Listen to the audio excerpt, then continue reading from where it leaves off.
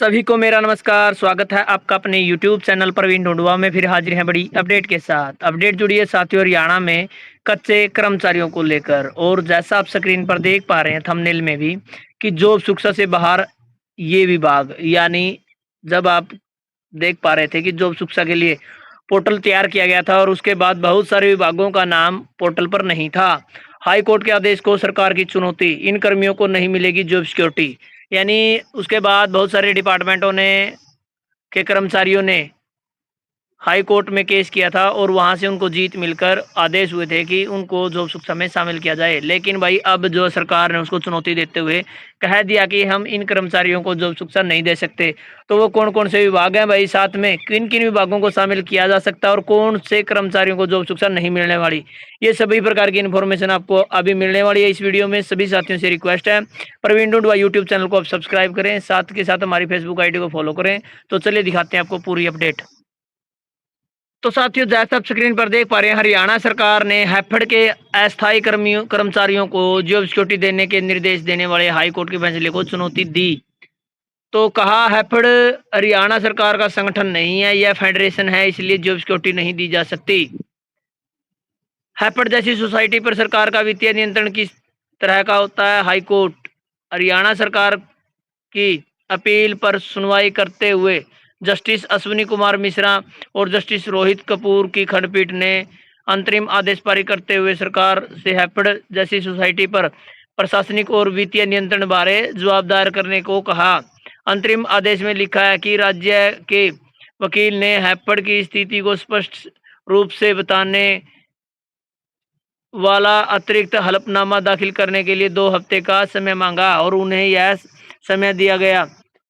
इसमें यह भी बताया जाना चाहिए कि प्रशासनिक और अन्य नियंत्रणों के अलावा राज्य का ऐसी सोसाइटियों पर किस तरह का वित्तीय नियंत्रण होता है भाई। तो आप सभी को बता दें जो हैफेड के कर्मचारियों द्वारा हाई कोर्ट में केस किया गया था, उनको जीत मिली थी और आदेश दे दिए थे हाई कोर्ट ने कि इन सभी कर्मचारियों को जॉब सुरक्षा में शामिल किया जाए। लेकिन अब दोबारा से भाई जो सरकार है वो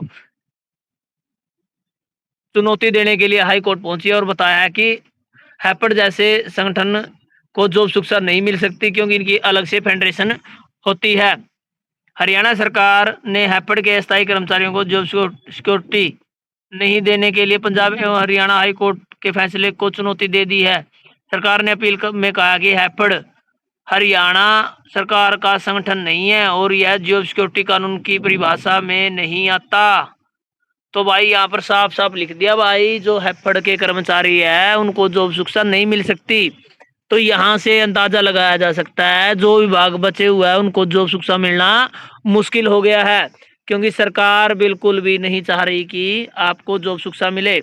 और सिंगल बैच ने हैफेड के कर्मचारियों के लिए एक बहुत बड़ा फैसला सुनाते हुए कहा था कि ये भी जॉब सुरक्षा के हकदार है, इसलिए इनको जॉब सुरक्षा मिले। साथ के साथ भाई यहाँ पर बताया गया है, तो यह भी लिख दिया गया कि संघों और सहकारी निकायों में कर्मचारियों को जॉब सिक्योरिटी का लाभ देने से कानून बनाने के पीछे के मकसद में गंभीर गड़बड़ी होगी। भाई यहाँ पर बताया भाई यदि इन कर्मचारियों को जॉब सुरक्षा मिलती है तो जो हमने कानून बनाया है उसमें गंभीर गड़बड़ी होने वाली है। उधर पंजाब एवं हरियाणा हाईकोर्ट ने सरकार से पूछ लिया कि हैफेड जैसी सोसाइटी पर प्रशासनिक नियंत्रण और अन्य नियंत्रण के अलावा हरियाणा सरकार का किस तरह का वित्तीय नियंत्रण है। पंजाब एवं हरियाणा हाई कोर्ट की सिंगल बेंच द्वारा 27/2/2026 को दिए गए फैसले के फैसले में पंजाब हरियाणा सरकार को निर्देश दिया था कि वो प्रतिवादी नंबर 4 हैफेड हरियाणा राज्य सहकारी आपूर्ति और विपणन संघ लिमिटेड का नाम ऑनलाइन जॉब सिक्योरिटी पोर्टल पर शामिल करे। साथ ही हैफेड को निर्देश दिया था कि हरियाणा संविदा कर्मचारी सेवा सुरक्षा अधिनियम 2024 के तहत याचिकाकर्ताओं को सेवा सुरक्षा का लाभ देने के लिए औपचारिक आदेश जारी करे। तो भाई ये मामला पूरा गड़बड़ा गया है अब, क्योंकि सरकार ने बिल्कुल मना कर दिया है कि इन विभागों के कर्मचारियों को जॉब सुरक्षा नहीं मिलेगी। जो खुद सोसाइटी इनका फेडरेशन खुद का होता है, पूरा इनका जो अलग से सिस्टम होता है। और यदि ऐसा होता है तो भाई इन विभागों को यदि जॉब सुरक्षा में शामिल किया जाएगा तो जो एक्ट बनाया था उसके पीछे की जो समस्याएं हैं वो उजागर हो जाएगी, जिस कारण से इन विभागों को जॉब सुरक्षा में शामिल नहीं किया जा रहा। तो भाई ये बुरी खबर मान के चलो कि सरकार ने भाई चुनौती दे दी है, जिसमें जिन कर्मचारियों को जॉब सुरक्षा के लिए हाई कोर्ट से आदेश प्राप्त हुए थे, खुशखबरी मिली थी, फिलहाल सरकार ने उन पर रोक लगाते हुए उनके खिलाफ चुनौती दायर कर दी है। तो साथियों, ऐसे कितने विभाग हैं, क्या आपके विभाग का नाम भी इसी फेडरेशन में आता है? आप अपनी राय सभ्य कमेंट के माध्यम से ज़रूर दें। और भविष्य में किन-किन विभागों को शामिल किया जाएगा भाई, नेक्स्ट वीडियो में बताऊँगे। टोटल विभाग कितने हैं, कौन-कौन से इसमें शामिल होंगे, कौन से नहीं होंगे। तो सभी साथियों से रिक्वेस्ट है, ज़्यादा-ज़्यादा संख्या में वीडियो को शेयर करें, हमारे साथ जुड़े रहें। धन्यवाद साथियों, वीडियो देखने के लिए। आपका दिन शुभ